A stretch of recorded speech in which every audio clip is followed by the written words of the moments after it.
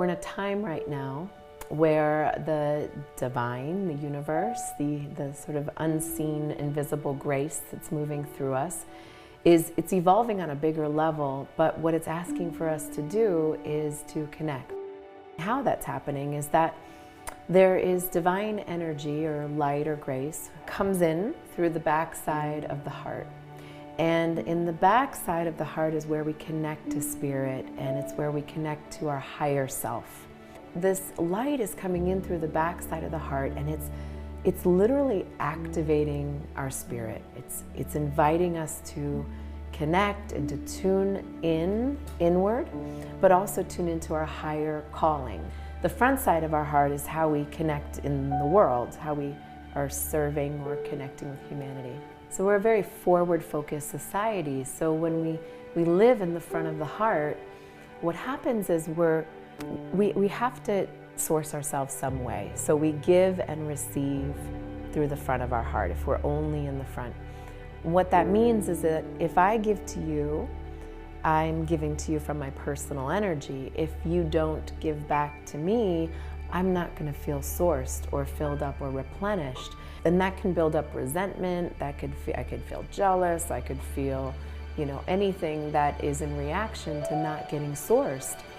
So this pathway of loving is conditional love. So what's happening in this heart expansion experience is that this invisible channel of grace is opening up for many, many people. And so what happens is that light starts to come in from the backside into the center of the heart, and it opens the heart. And that's the expansion process that happens, is the heart actually gets bigger.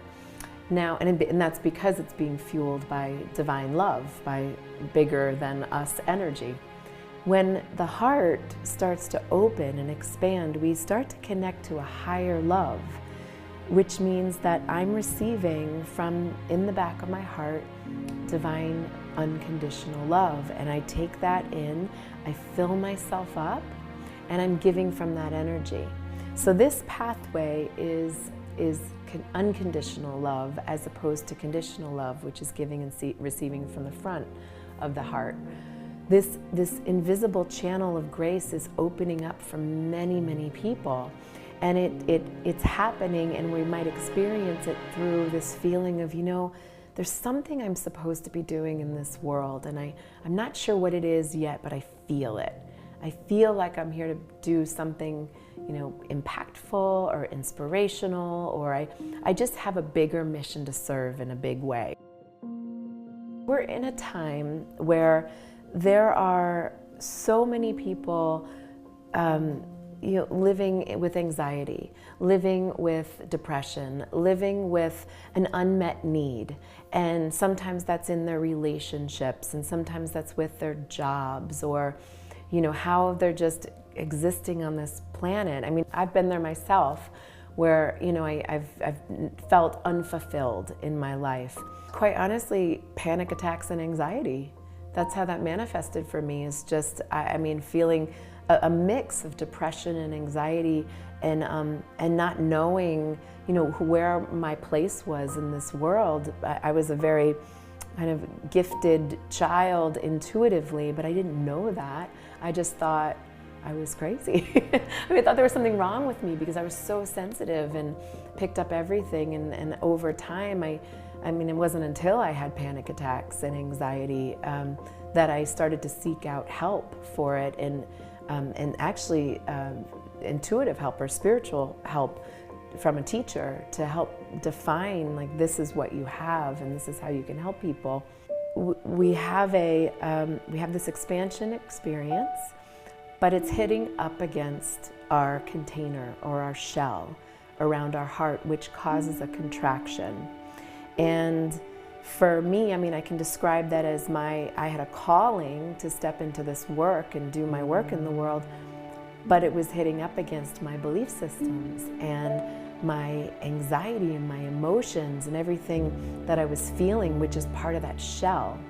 So that shell was getting tighter and I was expanding, and the result of that, it was anxiety and panic attacks. So we have layers of consciousness that operate within our system every day. And that we have our soul layer, which is our true self, and then we've got this other density that forms around us that actually creates a contraction around our soul. And that density, another way of saying it is, it's our ego. And the ego is comprised of our belief systems and our life experiences that are innate and programmed based on what we were marinating in at the time of our early childhood development. And often there's emotional blockage in that too. But most of what really forms that ego is our unhealthy or negative belief systems. This is how I think of it. It's the experience of our spirit coming into human form. So our spirit is light, it's expansive, it's all loving, all knowing, it's connected to source energy. And then we embody, and we come into society, and we have to figure out how to fit in this world. So what happens is when we're young, and this is generally pre-verbal, we are born into our environment, and in that environment, we are marinating in not necessarily our beliefs, because we're still in this innocent sort of forming shape, but the belief systems that are in our environment, and that includes how our family believes, like what their belief systems are, and how their conscious or unconscious beliefs are, and how their parenting or teachings or society's teachings are coming to us, and we develop all of that even before the age of 2. And what happens is that we might mirror those belief systems and internalize them, and we might actually start to hear what's being spoken around us, and that in turn starts to become our own critical mind, or monkey mind, or victimizer mind, or ego mind, whatever word you want to use.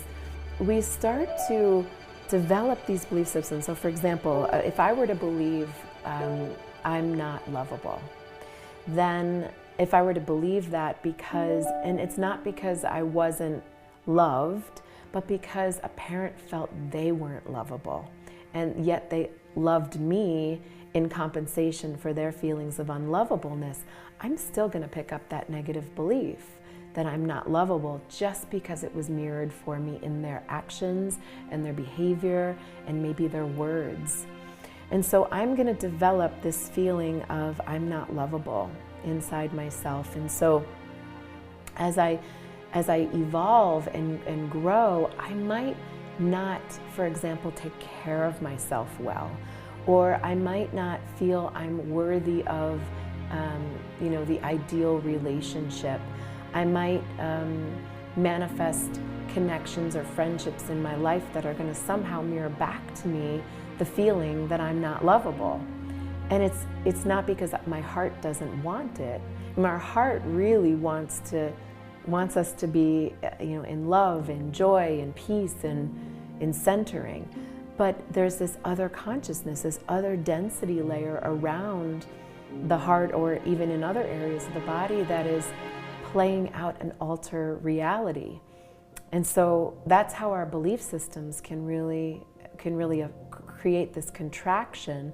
Because if I want to continue to expand and have an ideal relationship or have an ideal career, I need to be able to step into that. But if I have this belief that says, you're not worthy of love, or you can't be lovable, people aren't going to love you if you step out there in the world, then my inner critic's going to go crazy towards me about stepping into my relationship or my career or whatever it may be. So the belief systems are there because that is part of our ego. The human condition creates, or coming into human form does create separation from spirit. And part of the heart expansion experience is reconnecting us to our soul in our daily life and living from spirit. So our living integrated. So the belief systems are there, obviously not because we want them to consciously, but because they are teaching us how to become more aware, more connected to ourselves, and that comes through the healing process that has to happen in order for us to live more divinely connected. The heart expansion experience can sometimes be a cracking open. It can be a heartbreak. It can be that container, that contraction, that ego just cracked itself, and your whole world of negative beliefs just got shooken up. And again, we don't realize that that's what's happening, but in the heart expansion experience, where all of a sudden I have to look at myself. I thought that I was moving in this one direction in my life, and then all of a sudden, I'm having panic attacks, I'm having anxiety. Especially when it's physical symptoms, and not always. Sometimes it's like divorce, or it's, again, like a birth of a child. It's some life experience that kind of ruptures our way of thinking about who we are and how we're going to show up in this earth. And what that has us do is look inward and ask ourselves the deeper questions. Who really am I? On the soul level. Like, I thought I was here to show up to make people happy. I thought my purpose in this world was to, take care of people, or, be a good daughter, meet all the expectations. That made me a good person. But that's not at all who I am. Who am I really? The more we connect to truth and to that light and to the back channel of the body, we are illuminating our true consciousness. And most of the time, those belief systems formed because we were disconnected from that light. And our ego doesn't make it that accessible. So spiritually, we have to consciously connect to it. And so that's what the heart expansion experience teaches us, is to crack open that shell of beliefs or negative beliefs and really look at who we are.